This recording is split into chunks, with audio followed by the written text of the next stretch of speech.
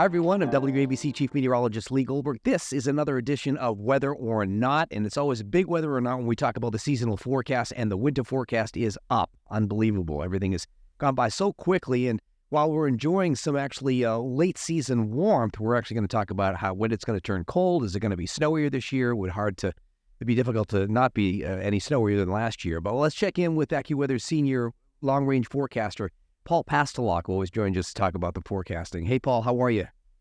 Good, Lee. How are you doing today? I'm doing fine. I know you're. This is the culmination of months of work for you, so congratulations on that. And I'm hoping that you got some strong signals to work up the forecast this year. But the first thing I wanted to get your take on is we are coming off of a historic strengthening of a tropical system, Hurricane Otis, over the last 24 hours when we're taping this.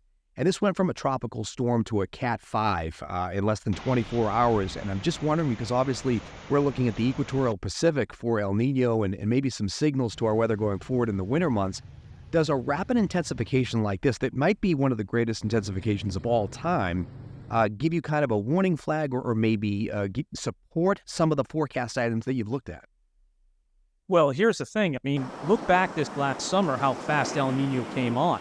It was very quick and it was very strong, especially in the eastern part of the equatorial Pacific, right off the South American coast. Those waters are very, very warm. The heat content and the depth of those waters are very warm as well. So it didn't take much for Otis to go. In fact, it was around 12 hours that we went from a tropical storm to a Cat 5 hurricane and then came on land, one of the strongest hurricanes they've seen in western Mexico ever. And now we're looking at Otis producing heavy rain that's heading south northward. And this could be something similar that we will see, not so much the tropical nature part of it, but the subtropical jet stream that develops out of strong El Ninos that could force a lot of moisture somewhere in the southern U.S., whether it's Texas or the southeast going forward. Okay, the other part of it is just in sort of the short term as we're wrapping up October here, with the potential for several days of near record warmth in the east. Now, we haven't had, persistent ridge in the east, and that would obviously be a lot different than something we dealt with all summer long in so many wet weekends in a row. Can people expect some relief from that and a little bit more of high pressure and ridging in the east? Yeah, here's the thing, Lee. I mean, even if it rains a little bit in this mild air mass, I think people are going to be happy about it because we just haven't seen very nice weekends here in the East Coast. Now, we do have this area of high pressure. It's actually moved from northwest to southeast, something we haven't seen in the month of October, even in late September as well. Now, this high will move off to the east and gradually give way next week to possibly another cold front coming down and a change to colder weather. So October was supposed to be a month that we forecasted in the fall for big swings, not just in the middle of the country, but also in the eastern part of the country. And that's what we're going to be going through, at least in the short term. As we get later into November and early December, we think the flow becomes more west to east, a little faster, and that trend may go away just for a brief period. So does that mean you're talking about a little bit more Pacific air in the origins if we're going more west? Yes. Okay. So again, especially early in the season, cold air could be an issue, and the limited amount of it if we're talking about any type of early season snow. Yeah, and again, we could see, some chill here and there. We get it here in the fall. We're using a little bit more heating now, but as we get into the first part of the winter season, we probably will start to see less demand on the heating bill here, less demand for energy, because we do feel this progressive pattern could allow more cloudiness at night, keeping temperatures up, and that means that we'll use less heat then. But I think it's the first part of the season that we kind of, hold back a little bit on cold Arctic air masses coming down, at least into the northeastern part of the states. Okay, grand total of 2.3 inches in New York City last winter. I mean, I can't imagine that we get any less than that. Do you foresee? Bar is low, right? Bar is low. Exactly. But do you still think we'll underachieve in that category? Well, I think it's going to seem like that at times. I do think we're going to have some lows, and that's not uncommon. I mean, we don't get a lot of snowfall in the month of December. I mean, we're going to see some lows in the snowfall category. We actually may see rain from time to time that could be kind of heavy with cold fronts coming in and no cold air in front. But as you get towards the end of the season, Lee, the teleconnections, everything starts to look like it tries to come together. Lots of support from the years that we look at, our matching years, our analog years. Lots of support from the modeling. That towards February, the end of January, February, everything starts to come together more, and then we get some phasing, the northern and southern jet stream pattern, and then things start to go. El Niños bring these cluster storms, okay? It's not the nickel and dime package that we see in La Niña years. It's the cluster storms that we could be looking at. And so you get these big lulls that nothing's going on, and then boom, you get a big storm coming up the East Coast, timing out right with the cold air. So that's what we're going to be watching this winter season. Okay, I'm showing people now your temperature departures from historical average for December through February now. And no surprise to me, this is a very El Nino-driven looking map with milder air than normal in the northern tier. Number one, is El Nino the driving factor? And just like you said, is some of these temperature departures where we're talking about above normal, is it more weighted on the front end of the season? Yeah, here's the thing. The first thing, El Nino is a main driver. And because of the fact that it's strong, it's actually going to be officially a strong El Nino when it peaks out here in late December, early January. And the stronger the signal, of course, the main driver it's going to be. Now, there are other things that we'll be watching. We can get into that later on. But the water temperatures will be a crucial factor, especially in the Pacific driving systems. But the El Nino is what we lean towards on our forecast this year, from snow to temperatures to any type of precipitation right now. Now, as far as the temperatures go, it's not like last year. If you look back at last year, we had high pressure sitting off the southeast coast and storms cutting up to the west. Right. Lots of south flow bringing in that nearly 10-degree departure that we saw in January, the warmest January we've ever had. We don't see that kind of a setup. Because of the southern storm track, it'll hold back temperatures, or at least the upper high, from getting big and staying long. It'll be just driven by cloud cover, Pacific air, and just a lack of Arctic pushes for the first and middle part of the winter season. I think that's how we get those above normal temperatures.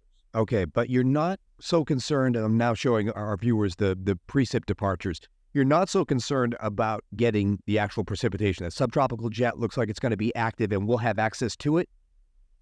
At times. I mean, the problem is and this is a risk that we've been looking at, have really mentioned this to all of our clients too, is that the water temperatures that are southeast of Hawaii right now had an effect, we feel, on the heat dome, increasing its expansion over the summer season over the southern plains, and also having some effect on why we didn't see a lot of storms in the Western Gulf and the Western Caribbean during the course of the season. And that cool water is still there. And that could drive the southern jet stream farther south, which means that the storms can cut across the Gulf and off the southeast coast and out to sea.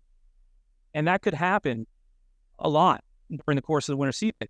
But like I said, toward the end of the season, it looks like there's some hookup between the northern branch and southern branch that could come together and change all that. So I don't know exactly when that's going to be, but that's what is supported by some of the modeling and some of the years we've seen it.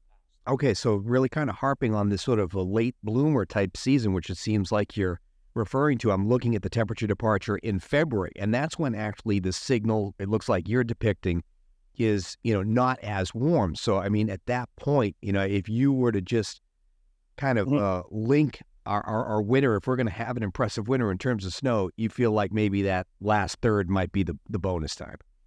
Right, and I can't rule out a storm maybe in early December, because late November, early December, there may be another change.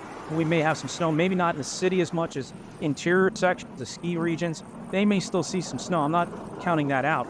But the setup looks better for the end of the season, and that's kind of typical of what you would see from stronger El Niños as well.